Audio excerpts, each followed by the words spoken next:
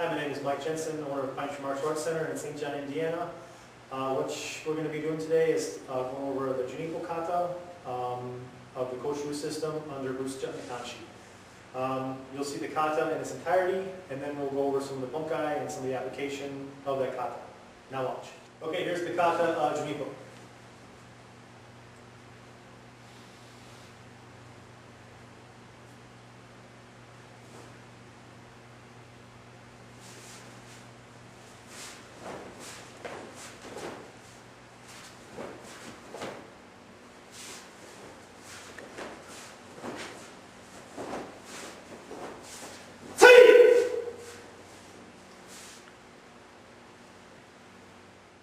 Okay, so we're going to go over now is some of the concepts that are in Kosho. So dealing with Kosho is known for the escaping arts. So we're going to deal with some of the escapes in the kata.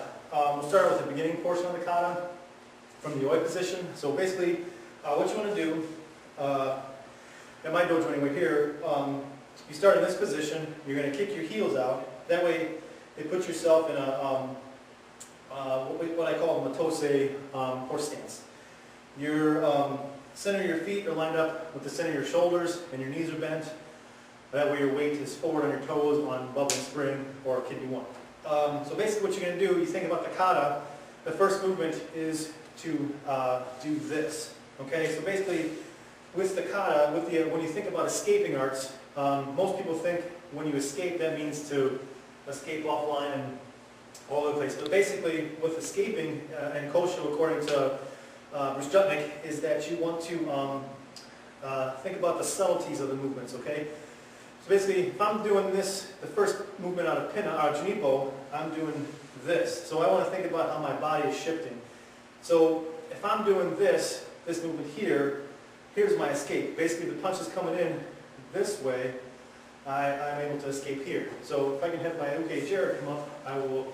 We'll demonstrate a little bit. I'll open this in here. So basically, if I'm in this position, he goes to punch slowly. I'm doing the first move of the kata, which is going to be here. Okay, again, a little faster. As he goes to punch, the first move is here. Okay, so I don't have to think about the big escapes, which are perfectly acceptable. But when you're thinking about kata and bunkai, you want to deal with this. So as he's like trying to take my head off, I just want to come here. Okay, and then you think about the movements in the kata. We step back a second. You think about the movements in the kata where your hands are coming up and doing this. Those are my hits. So as he goes to punch, I'm going to hit. Okay, I have this strikes here, and then I can continue the movement. I can, let's say if he goes to throw his next punch again, I can come here and throw a hit. Okay, we're still going to stick with this first movement here, this basic thing here. So basically we're going to deal with this. So if I can get Jared to come up again. So this time he'll throw the same thing, a right punch. As he's coming in, I'm maneuvering here. So basically this is another option as well. So still dealing with the escapes, the first thing. Okay. The next movement in the kata is to do this and a step out punch. Okay. I can do a couple different things. We're going to do a konsetsu or a locking technique. So if you think about it, this movement here and this. But now if I change the timing a little bit and change the emphasis on what I'm doing, he goes to throw his next punch.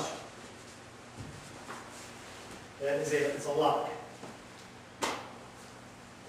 So I got Fultegaish out of the Junni Ippo kata. Again, if he goes to throw a punch again, I'm still going to do the same step. He comes in, it's here, okay, this movement here. I call it a smother block or a press block. So the next movement, let's say again, movement's here, and then a step punch. So basically, if he throws his next punch, this movement here, again I have an Aruki no waza, this way here, and then now because he's close, my punch is now going to become an elbow strike. And then a back down. Okay, so one more time. As he's throwing his punch, I'm doing this movement here, he throws his punch again, coming here. Okay, I can basically make it maybe go into a hip throw from here if I choose to, because of the angle. Boom, coming down, drop. Okay, from there, as he punches, I'm here, he punches again, I have this. Now this movement here is my punch, okay, but now it becomes a lot. Okay, what we're going to do now is go over kicking, or geris, or ashiate waza within the kata. Basically, if you think about kicking, basically when you're kicking, you're on one leg, okay? So in the katas, there's always the transition movements where you're always going to be on one leg. So at those points, that's when you want to be able to throw your kick. So if I'm going to be doing, let's say, Junni Ippo, the beginning portion, if I'm here, I got a cat stance, so I have kicks from those angles. As I'm C-step, I've got a rear kick. And then as I'm continuing this way, I can shift more and throw a front kick. So basically, if I can jerk front kick, so if I'm in this position, when you do bunkai, you can pretty much stand however you want to. You can change the angles of where your attacker's at. So basically, I can be here and do the movements. But now we're going to deal with this position here. So again, dealing with kicks, depending on my distance is going to change the weapon I use or the point that I choose with my kick. So let's say Jared's going to throw that same punch, and I'm doing this movement here. So I have a kick. So I can come in here, and there's my kick. Okay? And then as he maybe he's like, I kick here, and I might keep my foot on him as he goes to throw his next punch. There's my Ruki no Waza and my kick again, because you think about the step through on the kicks. Okay, or I'm sorry, on the punch. Got knees there as well. Or let's say he goes to throw that same punch, and I change how I step. So I have this stuff here, scoop kicks, okay, because I'm stepping back, okay? If you think about the movement is coming here, and it's just going to change. So then I'm back to where doing the kata on the other side.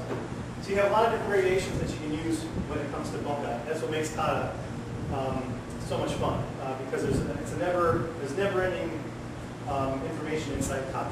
Okay. Again, so now I'm going to change the angles a little bit. If he goes to throw the punch, maybe I step this way. Okay. So now if I'm here like this, my weight is on my back leg. So that way, if he goes to throw his punch, I can hit it. Okay.